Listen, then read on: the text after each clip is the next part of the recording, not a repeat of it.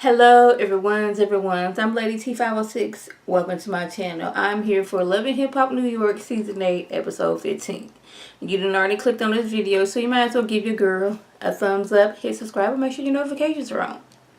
So, let's start off with Brittany meeting up with Dream Doll in her 4-foot weave to tell her that I made up with Mariah Lynn while we were in St. Martin's helping out and helping the people there.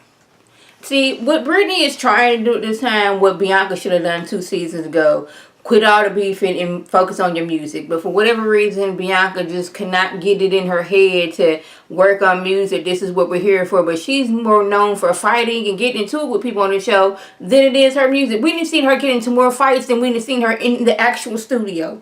But now, Dream Doll and her 4-foot weave, she's mad because her whole beef started with Mariah Lynn because Brittany and Bianca was beefing with each other. But I'm like, if I remember correctly, you and Mariah Lynn were fine. You inserted yourself into the beef that Brittany and Bianca had, and because Bianca and Mariah Lynn were friends, and you figured, well, yeah, I ain't gonna be jumping my friends. My friend has beef with your friend, so therefore you might witness it. That's why I have a beef with you. But you inserted that on yourself. Don't get mad at this girl because she's trying to rise above all the pettiness and actually put some music out here. Maybe y'all should do the same thing. Just saying. So we got Safari out here making clay pots in his full-on fur coat. Now, when I seen this scene, I automatically, 1, thought of the movie Ghost, and 2, was thinking, it's gonna be so horrible if he get like even a little speck of clay on his full-on fur coat. Juju just wants to know, you should have told me we was gonna be out here making clay pots, or I wouldn't have come looking all fierce like this in my whole leopard dress that I got on. That was a bad leopard dress. But he's telling her how he's having an issue because now Yandy did inserted herself into his part that he got going on. And he don't really need no help like that, but he don't know how to tell Yandy because he respects Yandy. Juju just gave it to him plain. Yes, Yandy, she tends to insert herself in people what they got going on. So if this is what you want to do, just go ahead and do it. And I respect you for that. And I'm like, see, this is why we love Juju. And I'm secretly wanting Juju and Safari to get together. I really am. His mama done already put it in his head. You need a girl like Juju right here. You don't need all these fake girls and these come up girls that you been dating. Get you a nice girl, educated girl, got a head on her shoulders, respectful girl. That's who you need in your life. So we have Cayenne and Jacquay. Now I thought I was gonna give Cayenne the biggest side eye that I could ever give somebody when she like presented him with this like relationship contract, and I was like, girl, who does that? Until the things on the contract, I was like, okay, I see where you're coming from with this one. Like, basically, if you wouldn't do this particular thing, A, B, and C, in front of me, don't do it when I'm not around. You will respect me. Remember, there's going to be some girls that's out here that's going to try you just to get at me.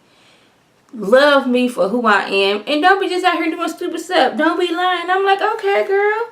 But then when she said, I want you to verbally sign this, I thought it was like, okay, maybe it's a slip of the tongue. There's been many a times when I've been talking too fast and my words just get past me. But then she said it again. I'm like, how do you verbally sign something? But I was like, okay, Cayenne, yeah, I like you. You know, maybe it's another slip of the tongue, but I was just like, how do you verbally sign something? Because to sign something, you need a pen or pencil or crayon, and you verbally speak with me. But hey, and he's like, you know what? Yes, I will do this. I want to be your man. I am never in life going to disrespect you again in life. So, okay, this is what we're going to do. Okay. So, Cayenne wants to get to the bottom of this whole what went down between Anais and Jacquay. So, she invites Anais to Jacquay's video shoot. She just comes at it, okay, I need to know the who, what, when, why, and how this went on. Like, okay, y'all was in a group setting. Okay, that way. Okay, then how did y'all end up apart from the group to where y'all was smoking hookah and she was out here showing your private parts? Because I cannot believe that you risk using this whole beautiful diamond for this trashy woman over here who is married and out here showing her business, her lady parts, to anybody who wants to see it. I need to know this. And I was like, you was kind of being a little messy right there, calling the girl trash. We're not going to be at her name calling, but I figured, like, she do be doing somewhat trashy things, but Anais is in her confession talking about something. Now I'm going to try to get my Anais voice together. I don't know why no, that's almost Jocelyn. Like, she basically said, I don't know why you mad at me and call me trash when your boyfriend was out here looking at me. What about him and all the other men to be looking at me? But I'm like, if you out here basically being very flirtatious and overly sexy, of course somebody's going to look at you. But, you know, she shouldn't call you trash. That wasn't all that nice. She shouldn't have done that. And that was wrong with you, Cayenne. You can't be out here calling people trash and stuff like that. That's just not right. But, and now you can't be out here just showing your private parts to everybody and get mad when people call you all sorts of names. Just saying. So let me get on Brittany real quick. Because now, Morale, Jacquees, Safari, and Brittany, they done already put their little lines down for the song that Safari has going on. And she trying to look out for her friends. She done already let her friend know, I'm not going to be best good friends with Brittany. We not cool like, you know, Bubba and Forrest. But I put all that beef behind me. So now she didn't invite Brittany, not Bianca, sorry with all these names. She didn't invite Bianca because she wanted Bianca to be on the track too. But Bianca is so into the beef that she has with Brittany that she refuses to do it. And then says in her confession, I just wanted Morale to see what it feels like to be backstabbed. I'm like, so really, your hatred and beef that you have with doggone Brittany is so strong that you're not trying to put all that behind you and get on a song and could actually possibly make you some money. You're this mad. I'm like, at this point, I don't think Bianca wants to succeed in this music business because she's always doing things like this. Is like making me question her. Like, if everybody's always telling you quit fighting, focus on music, just put all that behind you, just dust the haters off, and you refuse to do that, and you just still want to be out here fighting and not put your work into the music, I don't think you want to have a music career at this point. I'm almost to the point where I want to root for doggone Brittany because she's out here trying to do something, unlike you, who's being ungrateful and is always wanting to fight somebody. Chad, I refuse.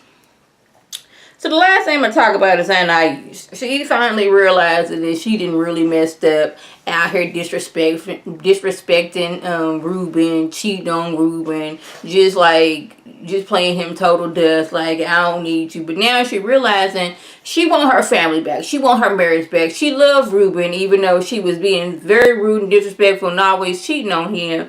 But I'm like, girl, this is what you wanted, remember? You didn't care about him leaving or you leaving him. But now the realization is sunk in, and like, he was my doggone, he was basically the breadwinner between us. And besides this check that I'm getting from Mona Sky Young, I don't have anything without Ruben, so I've made a very big mistake, and I'm going to say, yes, you did, Anais. You made a very, very big mistake, and this is something you're going to have to live with. You knew Rich was a creep. He been saying he's a creep for the past 8 years. So I don't know why you come along and thought you was going to get with this man and he was going to be a good man to you, help you raise your kids, help you with your career. I don't know why you thought that because I knew that wasn't going to happen. So, y'all. That was just what went on. So if I left anything out that was important, by all means, leave it in the comment. Like I always want to thank my subscribers and the people who watch my video. I want you to like this video, comment, and subscribe. And share this video with your friends on Facebook, Twitter, Instagram, and here on YouTube. This is Lady T signing off. Have a good one.